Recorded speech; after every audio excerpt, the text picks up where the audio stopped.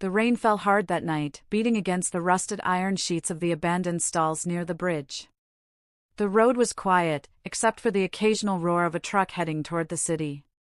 Beneath that bridge, tucked into a torn mat and an old blanket, I clutched my little daughter to my chest. She was barely 6 years old, but her body trembled from the cold. Her tiny lips quivered as she whispered, "Mama, I'm hungry." Those 4 words cut deeper into my soul than any insult, any slap, any humiliation I had ever faced. Her name was Malia, and she was all I had left in this cruel world.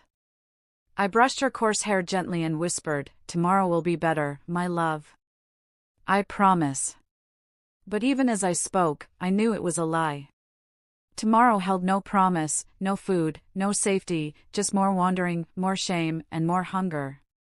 I had never imagined life would turn out this way.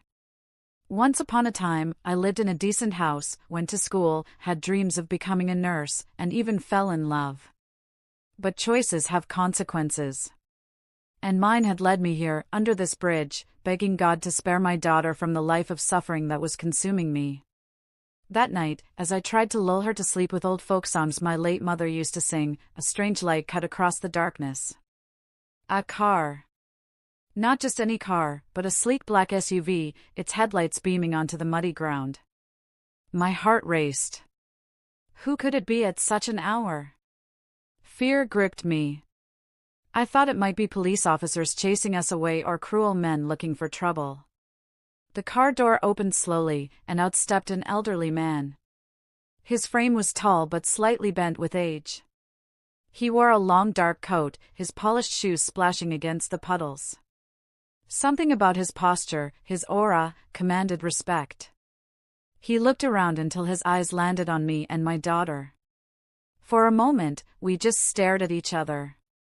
He stepped closer, his face illuminated by the headlights. My breath caught in my throat. I knew that face. Even though I had not seen it in years, even though time had carved deep wrinkles across it, I knew him. It was my grandfather. The same man my mother had described with bitterness. The same man I had been told never wanted to see me.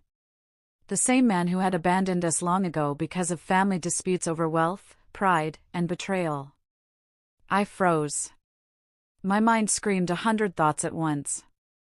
Why was he here? How did he find me? And, most importantly, what would he do now that he had seen me like this, broken and homeless with a child? He took another step, his voice breaking the silence. "Is that you, Amina?" My chest tightened. I hadn't heard my name spoken with such softness in years. "Yes," I whispered, clutching Malia tighter. His eyes glistened with a strange mix of sorrow and disbelief. "And this child?" "My daughter." He sighed deeply, as though the weight of an entire lifetime pressed on his shoulders. "So it has come to this." I wanted to scream at him. I wanted to pour out my anger, the years of hunger, the nights spent crying, the pain of being rejected by the very family that was supposed to protect me. But my voice failed. My daughter stirred in her sleep, unaware of the storm raging within me. Grandpa's driver stepped out, holding an umbrella. The old man ignored it and instead lowered himself slowly onto the muddy ground beside me. He didn't care about the dirt staining his expensive coat. He just looked at me with those weary eyes that seemed to search my soul. "Tell me everything," he said quietly. And just like that, the dam broke. I told him about my childhood after my father died. How my mother struggled, selling vegetables by the roadside while his side of the family lived in mansions. How she begged them for help but was turned away, insulted, called names. How she raised me alone until sickness took her life, leaving me orphaned at 17. I told him about falling in love with Musa, the man who promised me the world but abandoned me the moment I got pregnant. How I fought to raise Malia, working as a cleaner, then as a waitress, until debts and betrayal left me on the streets. The words poured out of me, each one a wound I had carried in silence. By the time I finished, tears streamed down my face.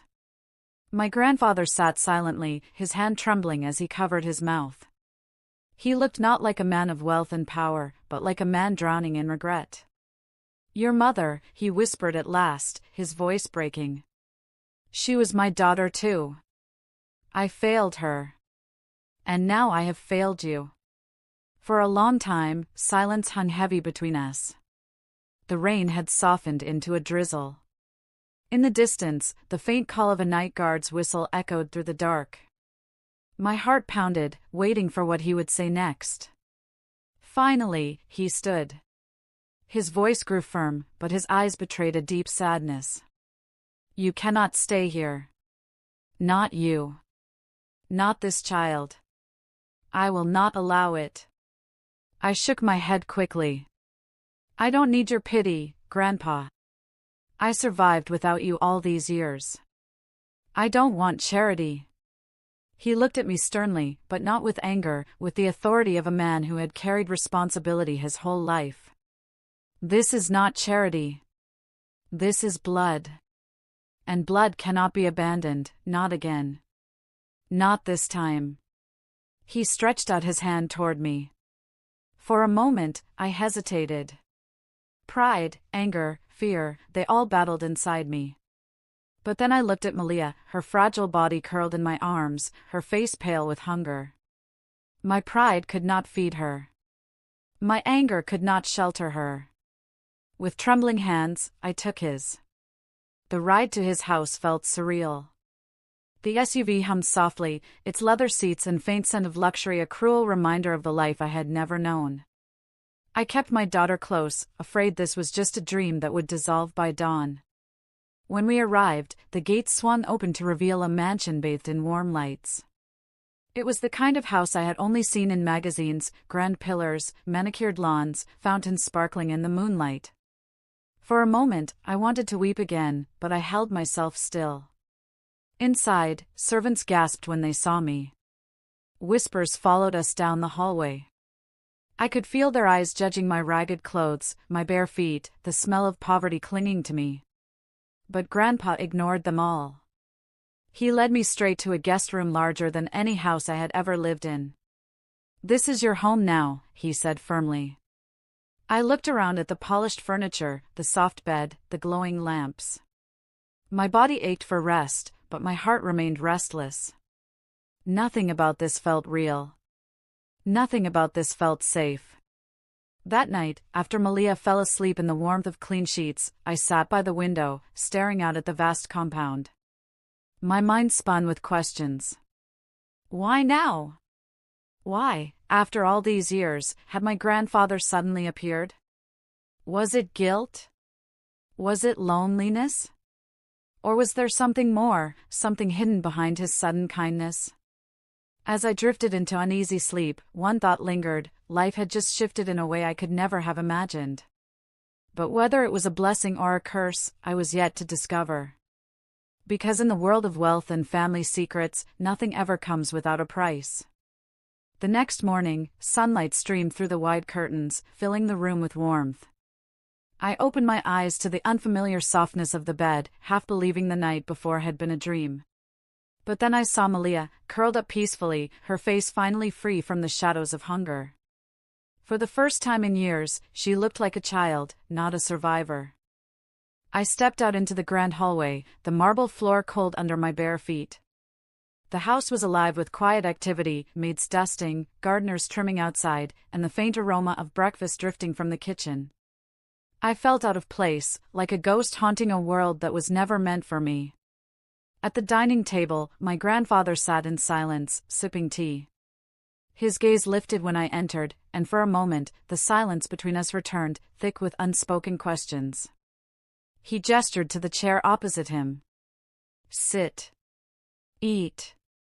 I obeyed, though my hands trembled as I lifted the spoon. The food was rich, flavorful, but guilt twisted in my chest with every bite. How many nights had my daughter gone to bed hungry while he lived here, surrounded by abundance? Finally, he spoke. Amina, I know you are questioning why I came to that bridge. Why now? I looked up, wary. I have searched for you for years, he continued, his voice heavy. After your mother passed, I tried to find you. But by then, you had vanished from school records, from the places I thought you might be. When I finally learned you were in the city, it was already too late, you had slipped into the streets. I shook my head, bitterness rising. You could have tried harder. You abandoned my mother when she begged you. And now you want me to believe you care? His face darkened with pain. I made mistakes. Pride blinded me. I thought she chose a poor life over family. I thought she turned her back on me. But when I heard the truth, his voice faltered. I knew I had betrayed my own blood. Silence stretched between us again. I wanted to scream, to accuse him of lying, but part of me saw the sincerity in his trembling hands and glassy eyes. Still, forgiveness did not come easily. Before I could speak, the door burst open. A tall, well-dressed man in his 40s strode in, his eyes sharp with fury. "Father, what is this I hear?" he demanded, glaring at me. "You bring her into our home?" Grandpa's jaw tightened. "Mind your tone, Daniel. She is my granddaughter. And that child is my great-granddaughter." Daniel's eyes narrowed at me. He looked at my ragged dress, my unkempt hair, the shame of poverty still clinging to me. His lips curled into a sneer. "So this is the street girl you've chosen over us? Do you know what people will say if they find out you're harboring beggars in this house?" Heat rushed to my cheeks. Every word was a dagger. Grandpa rose slowly, his voice firm. "This is my blood. And no one, will treat her with disrespect under my roof." Daniel scoffed, shaking his head. "You think she wants family?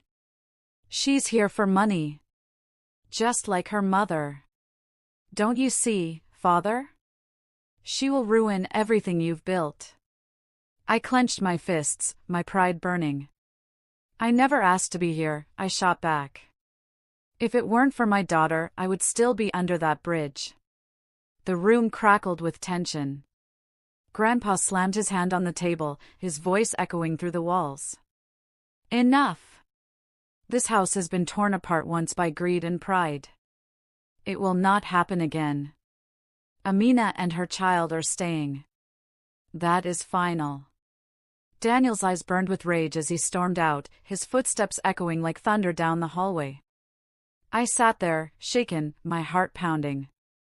For the first time, I realized that being here would not only mean safety and comfort, but also war. Because wealth was never just about riches. It was about power, control, and secrets. And now, I was caught in the middle of it. The days that followed were tense. My daughter settled quickly into the mansion's comfort, but I could feel the hostility brewing within its walls. Daniel avoided me, yet his eyes lingered with contempt whenever we crossed paths. Whispers among the servants grew louder, rumors of the beggar girl and her child invading the house of a millionaire. One evening, after dinner, my grandfather asked me to follow him. We walked through a long corridor, past heavy wooden doors and framed portraits of stern-looking ancestors. At last, we stopped before a locked room. He pulled a key from his pocket, hands trembling slightly, and opened it.